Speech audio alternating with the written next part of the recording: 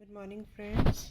Today our topic is presentation. So, what is presentation? It is a process of presenting the content of a topic to an audience. Means आप एक topic लेते हो और उसे अपनी audience को समझाते हो, ठीक है, with some examples, with pictures, with content.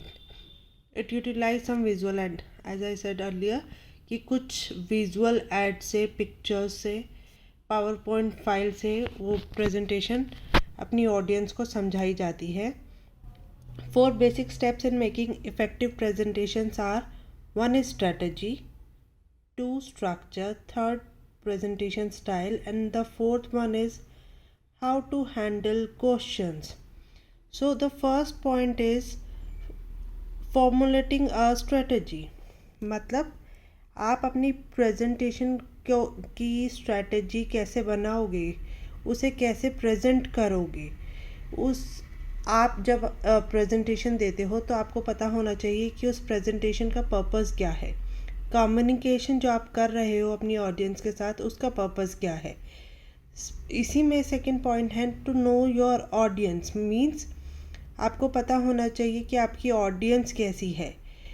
आप उनके आगे what to present and how to present, कि उनके आगे क्या प्रेजेंट करेंगे और कैसे प्रेजेंट करेंगे.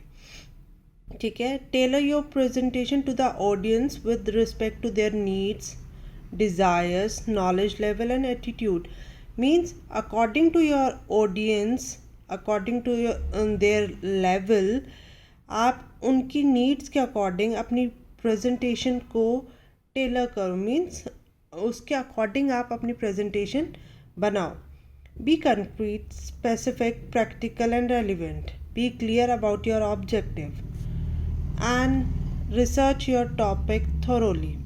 आपको प्रेजेंटेशन देने से पहले अपना टॉपिक पूरा अच्छे से पढ़ा होना चाहिए ताकि आप कॉन्फिडेंटली वो बता सको. सेकंड इज़ स्ट्रक्चर, कि प्रेजेंटेशन का स्ट्रक्चर कैसे बनाया जाए. जब आप when you research your topic thoroughly, तो आपको पता होता है कि आपको क्या बोलना है, व्हाट यू वांट टू से. आप उसके अकॉर्डिंग अपनी चीज़, अपने पॉइंट्स ऑर्गेनाइज करते हो, इंफॉर्मेशन कलेक्ट करते हो, उनको उसी के अकॉर्डिंग रखते हो. Do not assume that the information will speak for itself. ऐसा भी नहीं होना चाहिए कि आपको ऐसे लगे कि अपने आप स्लाइड्स चलती रहेंगी और लोगों को समझ में आता रहेगा. नो, जो आपने एग्जाम्पल्स कलेक्ट करे हैं, जो पॉइंट्स हैं, उनको उन्हीं के अकॉर्डिंगली प्रॉपरली समझाते चलो. The audience might interpret the information in different way. ऐसा नहीं है कि आपने एक पिक्चर दिखा दी, आपने एग्जाम्पल दूसरे पॉइंट का लिया और आपकी ऑडियंस उस किसी और पॉइंट को उसको समझ रही है. Third is developing a flexible and following structure. Third is presentation style, कि आपकी प्रेजेंटेशन का स्टाइल क्या होना चाहिए. आपका पर्सनल कॉन्फिडेंट और प्रेजेंटेशन स्टाइल भी उतना ही इम्पोर्टेंट है जितने और फैक्टर्स हैं, कि आप किस कॉन्फिडेंस के साथ अपने प्रेजेंटेशन टॉपिक को ऑडियंस तक रखते हो. और सबसे पहले वो तभी आता है जब आप अपना टॉपिक थोरोली पढ़ते हो, रीड करते हो, समझ में आता है. Effective presentators recognize that communication is both intellectual and emotional. आपको उनसे इंटेलेक्चुअली, आपके जो ऑडियंस है, प्लस इमोशनली, दोनों तरीके से कनेक्ट होना पड़ेगा. अब ऑर्गेनाइजिंग योर आइडियाज़, आपको अपने आइडियाज़ ऑर्गेनाइज करने पड़ेंगे. फिर है fourth point is handling objections और वी कैन से क्वेश्चंस. जब हम प्रेजेंटेशन देते हैं उसमें क्वेरीज होती हैं और क्वेरीज ली भी जाती हैं. 1, आपसे क्वेश्चन पूछा जाए. 2, आप अपनी ऑडियंस से क्वेश्चन पूछें.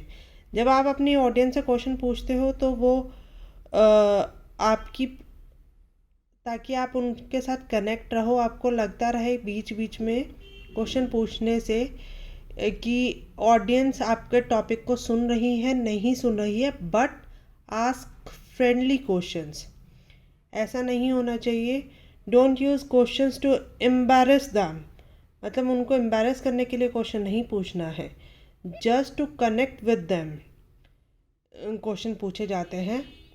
अवॉइड आस्किंग रिस्की क्वेश्चंस, मतलब जनरली क्वेश्चंस पूछो। ऐसा नहीं है कि आपने वो टॉपिक पढ़ा हुआ है तो आपको लगता है कि सबने पढ़ा होगा, तो avoid risky questions.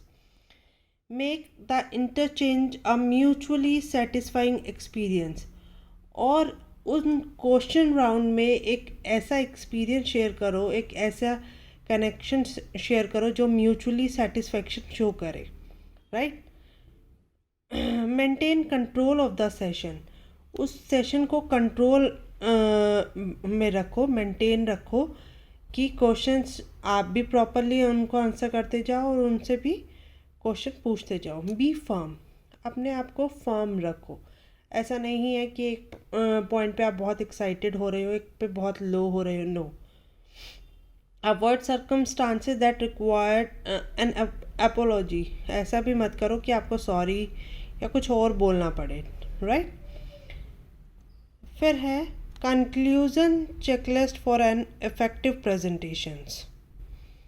These are some points जिसे हम कंक्लूड करते हैं जब हम प्रेजेंटेशन को इफ़ेक्टिव बनाने के लिए चेकलिस्ट देखते हैं। First is start preparation early, think about your audience, be clear about your audience, effective introduction, organize your presentation clearly, use support material, create an effective conclusion, use body language effectively, right? These are some conclusion points. Thank you.